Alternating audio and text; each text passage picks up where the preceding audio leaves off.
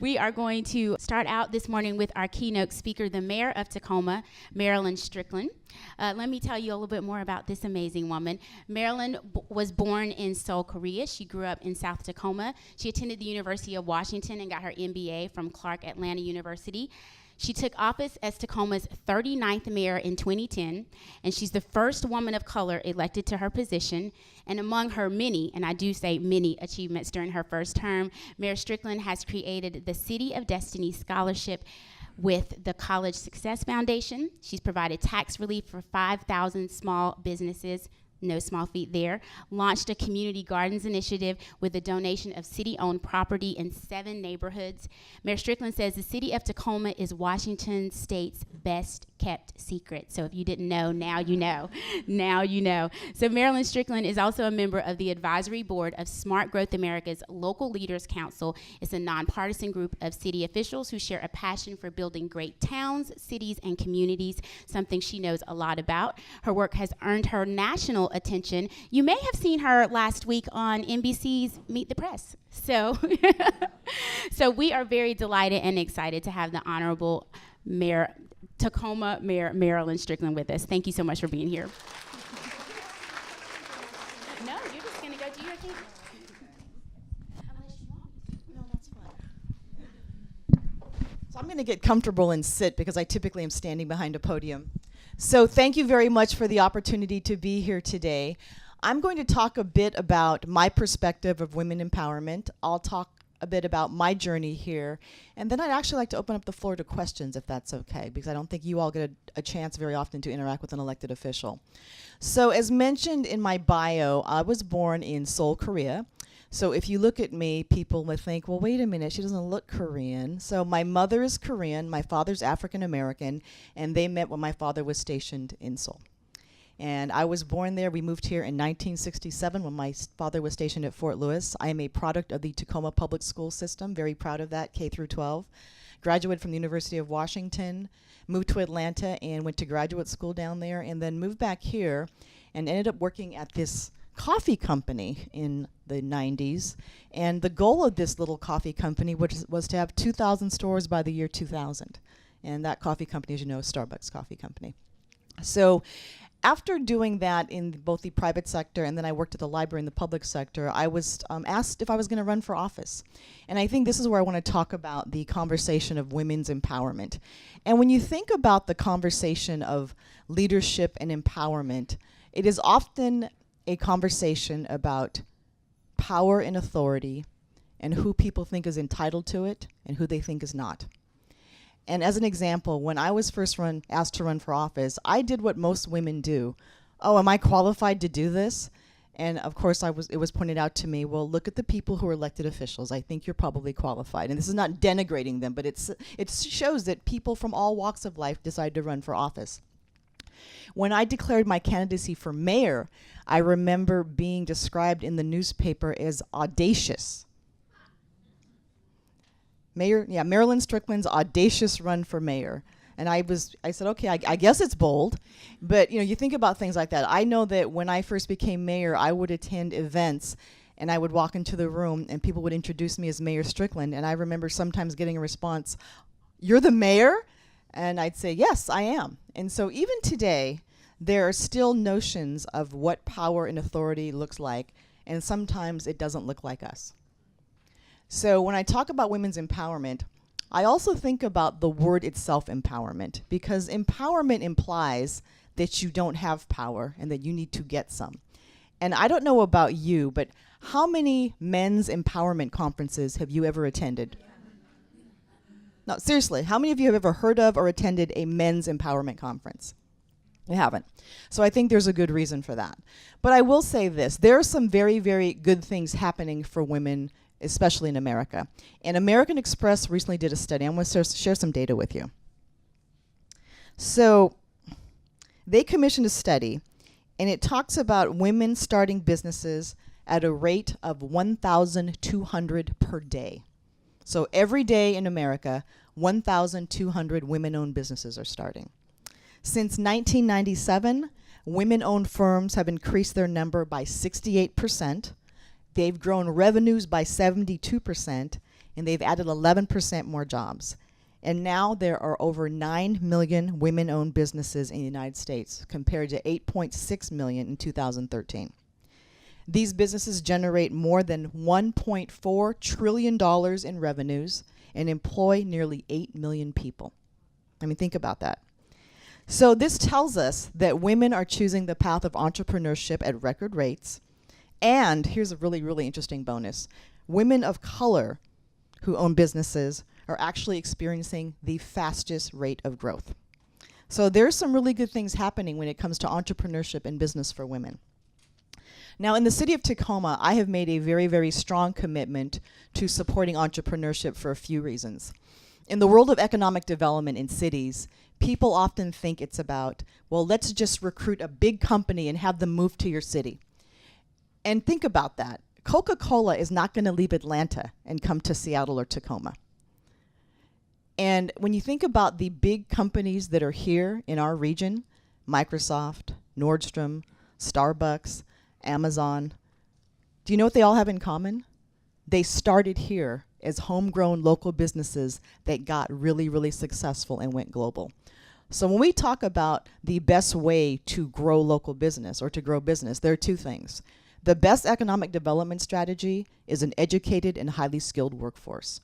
Jobs follow talent. There's a very good reason that Seattle, Washington is a magnet right now, because they are known for having educated people in technology and these high demand fields, and people want to live there and they want to be there. The other part that's really important too is providing local entrepreneurs the platform and the opportunity to succeed and to help them get their name out there. I don't know if you know this or not, but I think it's somewhere up to 50% of all businesses do not have a presence on the internet. And that seems almost kind of basic. Like if you're going to have a business, of course you're going to have a web presence. But 50% of businesses do not even have a presence on the internet. So what it means is their brand isn't getting out there. It means that they are basically forfeiting business from many customers, often who are across other parts of the world, because 95% of the world's consumers don't even live in America.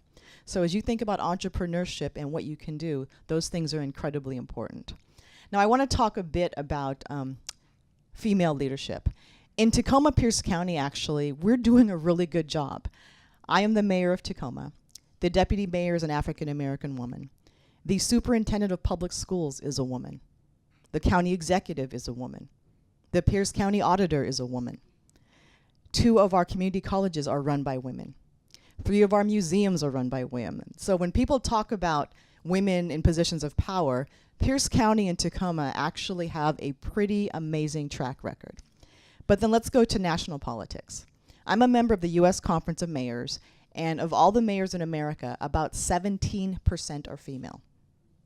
17%. So that tells you that when it comes to politics, it can be a very different conversation. There was a time in Washington State where we had a female governor, both of our U.S. senators, and a lot of women in positions of power, and even in the state legislature. That number has gone down. So I bring this up because I think there is a direct connection between having women in politics and policies and issues that affect women every day. As you know, many cities are talking about paid sick leave. Now, that should be something that is a national policy. And if it's not a national policy, it should be a state policy. And because those things aren't happening, you see individual cities now around America taking it upon themselves to do that. And when I was at the Conference of Mayors in June in Dallas, Maria Shriver was the keynote speaker. And she talked about how women doing well economically is incredibly important to the future economy of the United States. Women tend to be caregivers. Women tend to take care of not just children, but elderly parents. And so when we think about how we're going to bring the economy back, workplace policies that affect women have a huge impact overall. So I want to keep that in mind, because there's a connection between that and business. And people will sometimes say, well, if you want these kinds of policies, you must be anti-business. But when you have customers who have more money in their hands, they have more money to spend in your businesses, and that's good for the economy. I will talk about a few things now that I think women sometimes do to ourselves, either unintentionally or intentionally, just because of how we're socialized. So I said earlier, when I think about running for office and when positions come open, every time I talk to a woman about running for office, we tend to be, in my opinion, far too hesitant. Oh, am I qualified? Do I want to go through the ringer of having my public life examined and having people throw mud at me, and it's awful and it's horrible? Men typically don't have the same reaction.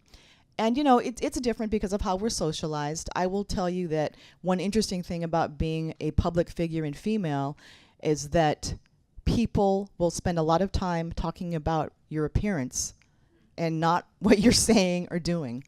I was on Meet the Press on Sunday, and I got a lot of positive accolades, but the first thing that most people said to me was, "You looked great."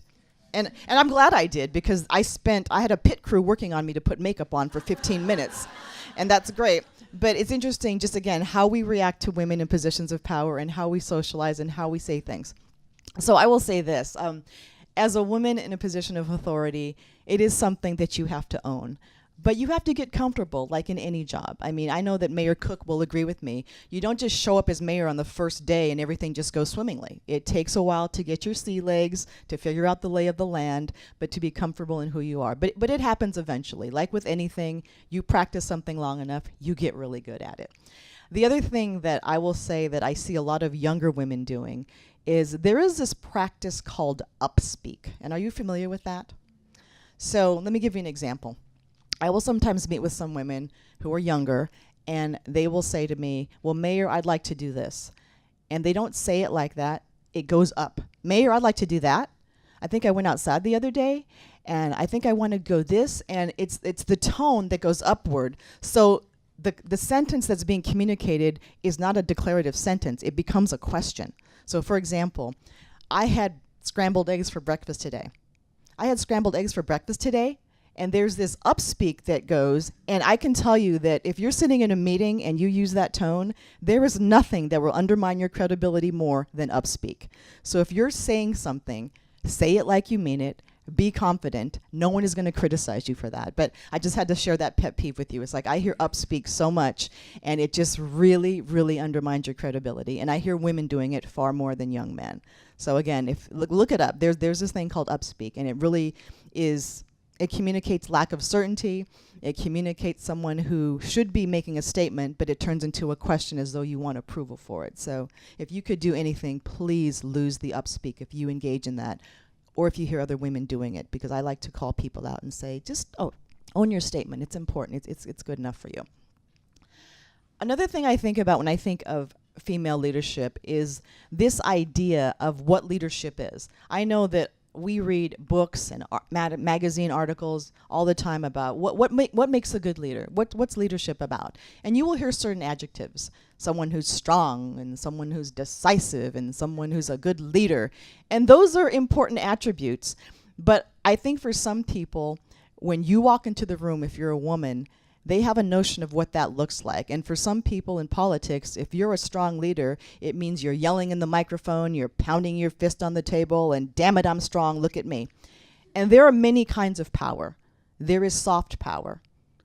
There is hard power. But you don't have to behave a certain way to have authority and to have credibility. And I want you to understand that we all do things very, very differently, but it doesn't mean you're less effective. But especially when you're a public office, people tend to judge you by some standards that are very male and very Western. And that often is the standard of what leadership is supposed to do and how it's supposed to behave and act. And you don't have to do that to be effective. You can be yourself. And I want to talk about being authentic, because a lot of times when you are promoted into a position of leadership, I think sometimes you think you have to become a certain person or behave a certain way. And I will tell you, in all my years of experience, just being me has always been the best strategy. When you're up talking in front of groups of people, just be yourself, because people can detect the fake pretty easily. It's not that hard. And you're more comfortable when you speak from the heart. You're more comfortable when you talk about your personal experience, and it's a better conversation that you can have with people. Earlier there was a conversation about women not being able to work together. And I think I want to challenge that notion a bit, because I've heard some women say, "Well, I just can't be friends with other women because they're just so jealous of me." Or, "I can't get along with other women in groups because they're always backstabbing." And I don't think that those qualities or traits are unique to gender. That's just how people are, because I've known plenty of backstabbing men, and I've known plenty of people of all genders who do those things. So when you talk about your inability to work with people of other genders, don't attribute it to someone being female, because I don't buy that notion. I think that people work together in groups well, or sometimes they just don't. But to attribute it to gender, in my opinion, devalues us as women, and it doesn't help us move forward. Another thing I would like to bring up is that when I talk to women often and I say, well, why should we select you for this? Why are you good at this? Women will very, very predictably fall back on, because I'm a good listener and I can collaborate and I know how to bring people together. And those are fantastic attributes, and they are things that we do well.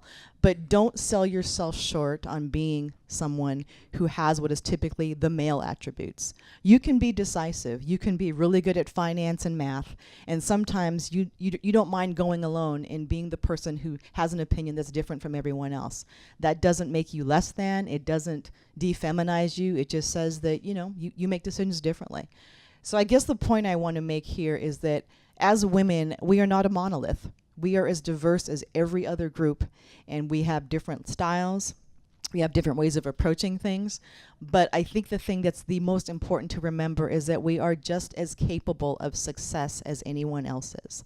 I have met women who are going back to school and going through a second career saying, oh, well, all I've done for the past 20 years is stay home and raise a family, as though that's something to be ashamed of, or as though somehow that makes you less professional.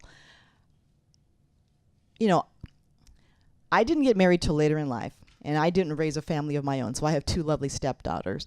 But running a household and raising a family is like running a business, except you have no help. And so think about how you do that as an attribute, and talk about, I run this really important enterprise, and I had 4 important customers that I took care of, and here's what I did every day, 20 hours a day, with no sleep, a lot. But that's something to be proud of. If you send kids to college, that's an attribute. If you've raised children who have been through troubles and they've come out of it, that's an attribute. But don't denigrate being a stay-at-home mother or raising a family as though that disqualifies you from a good career. That actually, in my opinion, makes you more qualified, because you've probably been through things that most people have never experienced. Finally, I will say that it's 2014, 17% of elected officials in America are women. That has to change. And there are 2 things we can do. We make up over 50% of the voting public, but only 17% of elected officials. So there are 2 things going on. Clearly, there aren't enough of us running for office. And number 2, we're not using our voices enough to get what we want at the ballot box and from elected officials. And when we talk about rising up, there are things that we need to talk about. Now, wherever you stand on these issues regarding women's choice or marriage equality, those are economic issues. And there are some people who say those are social issues. A woman's right to choose has an impact on her long-term economic prospects. Having access to family planning affects your long-term prospects. If you are talking about policies that affect you, whether it's marriage equality, you're keeping a family from being intact and getting access to benefits. So when you talk about issues that are considered social issues, for many women, those are economic issues. And again, when women do better in America, the country does better in America. So make sure that you use your voice, do not be afraid, and show up and speak up. I think that one of the things I see happening sometimes involuntarily is that you're at a large event, and people have their hands up, and the women will get bypassed and not called on. Or you're in a meeting with someone, and you're making a point, and someone will talk over you or interrupt you. I've heard so many women complain about that. And my advice to you in that situation is stand up and say, please don't interrupt me anymore. Silence the room, get their attention, make your point. So, as women in politics, as women in business, as women who raise families and take care of our elders, we have far too much to contribute to our communities and our economy. And without using our voices and standing up, not only are we shortchanging ourselves, we're shortchanging our entire society. So much of what we talk about in America is about, well, the economy has to do better and we need more jobs. But women, in my opinion, not standing up in many ways doesn't help move that forward. We make up a large part of the population, the majority of it many times because we live longer than men do.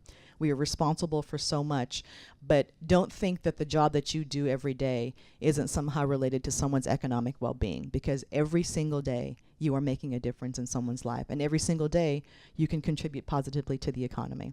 So I want to open up the floor and take some questions at this time, and I will just go ahead and let my moderator ask people.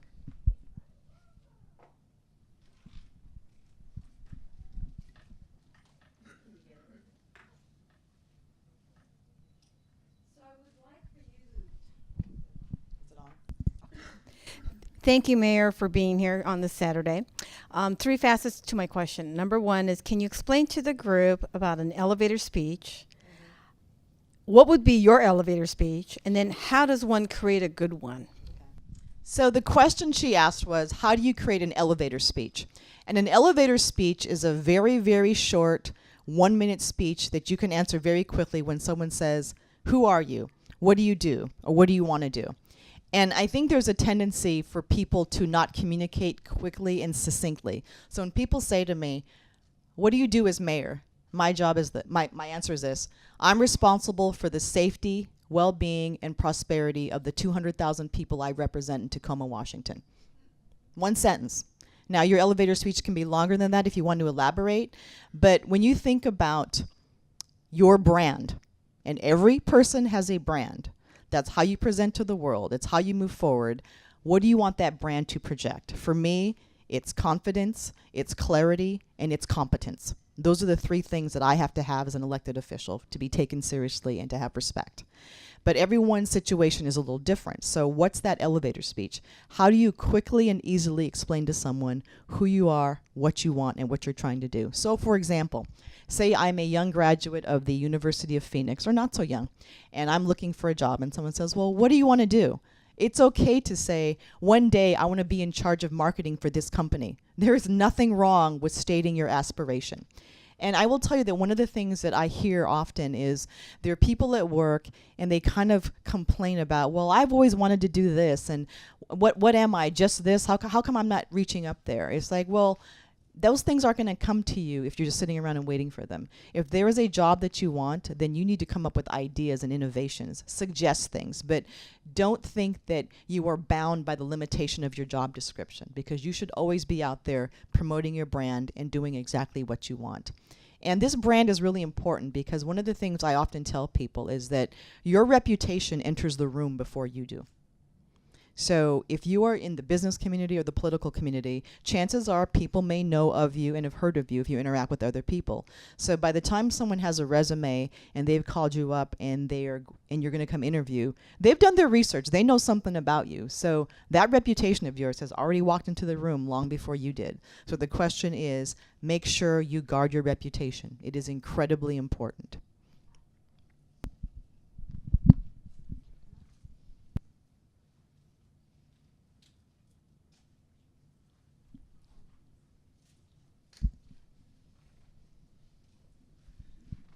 Hi, Marilyn. Hi, Anna. How are you? Doing very well. How are you? I'm fine, thank you.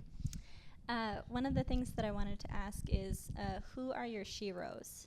I think that for me and for a lot of the different people in my life, a lot of the different women in my life, they talk about the people who got them there, and the women specifically who got them there. So I'm interested.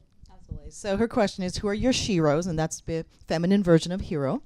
And I think all of us have people in our lives who, even though they formally didn't mentor us, they're people who probably have had a major influence on us in our lives. Excuse me. And for me, it's 2 people. So when I was in 7th grade at Gray Middle School, I had an English teacher named Henrietta Wilson. And she was hard on me. She was African American. She was probably back then in her mid to late 20s, but, you know, demanding, hard, but very, very funny. And I remember, there are 2 things I remember most about her. She pulled me aside one day and she said that you're going to have to be twice as good to get half as much. And I was like, what are you talking about? And she just said, the world we live in requires you to always be on top of your game to get the same level of respect that some people get. So don't forget that. The other thing that I realized as an adult looking back is that she was actually a victim of domestic violence, and I didn't know that at the time. And I think about her partner and how he would show up at school occasionally, She was, there were some things that she went through. I'm not going to go into great detail because I'm being filmed right now. But just looking back, so thinking about what she had to endure, but showing up at a middle school with not the most well-behaved kids in the city and dealing with us on a daily basis. So that's one of my sheroes. My other shero is my mother. My mother was born in 1920. She survived the Japanese occupation of Korea. She speaks both Korean and Japanese fluently because she was forced to learn it in grade school. She married an African-American soldier and came to America and didn't know how to speak the language that well. So when I'm feeling sorry for myself about all the things I've endured, I look back on the woman who raised me and took care of her husband and came to America and has done all these amazing things. And so that is absolutely positively my primary shero is my mother. Any more questions? We have time for one more question. If you don't, then I have a question for you. Absolutely. Actually, you mentioned the 17% women that are in public office, political positions, Right. and so I wanted to know what are some of the ways that women can get more involved, and how would you advise someone who is looking to get into public office? Absolutely. Thank you for the question. So first of all, I would love to see more women in elected office, but it is competitive. It is hard, and there are some people who just have more name recognition. But I will say this. I need to see people running for office who are ready for prime time and are prepared. You do everyone a disservice if you run for office and you just have no business doing it. And this is not discouraging anyone from doing it, but if you're going to run for office, you need to know the issues. You need to be ready to run a campaign, and those things can be ugly and hard. And you have to be able to raise money because you need money to get your message out. And so when I tell people that they want to run for office, I kind of have a checklist, and I say, okay, are you really serious about doing this? And don't get in it if you don't plan to win. It doesn't mean you're going to automatically win every election, but you can't go in there with the mindset of, well, if I do okay, that'll be fine. That is not the way you start out running for office. If you get in there, you go in there with the intention of winning, understanding there's a possibility you might lose. I would say the other thing that's important too is that you don't have to have a certain educational or life experience background to run for office. You just have to really, really care about the city, the county, and the people you're going to represent. That, in my opinion, is the most important attribute. It's like you really have to love the people you represent. And, the reason I ran for mayor of Tacoma is because I love my hometown, and I know it can do more and it can be better. And that's what motivates me every single day. But if you don't come with that fire, that's probably the worst reason. I've known people who've run for office because they were really mad about something. I'm just mad about this, so damn it, I'm going to run for office and I'm going to change it. And and to be honest with you, that's a good way to start getting interested, but there has to be much more to it than that, because you represent people and government is very sophisticated and large and complex, and so it's very, very important to understand what you're getting into. You have a question?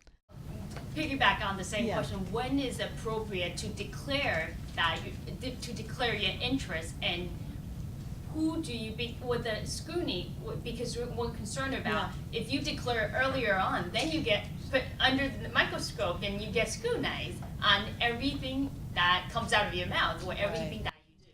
Well, I'll tell you the reality of elections, and I think Mayor Cook can attest to this. Most people in general don't pay that much attention to politics and elections. So there's an election coming up in November, right? It is September right now. Can you all tell me everything that's on the ballot in November? Exactly, because you have lives and you're just basically trying to get through the day, go to work, take care of your kids, just live your life. And so when you think about the timing of things, I will say that in elections that take place in November, people kind of start paying attention in September, but they really start paying attention about 3 weeks out before the election. Now, as a candidate, you have to get prepared and raise the money so that when the mailers hit, the TV ads go out, you have the resources to do that. But when you declare isn't as important as how prepared you are when you declare, because the scrutiny is going to be there. And I think especially with people, if the brighter your star shines, the harsher the light. Well, thank you for your bright light, Mayor Strickland. Let's give her a round Thanks of for applause. having me here. Thank you so much.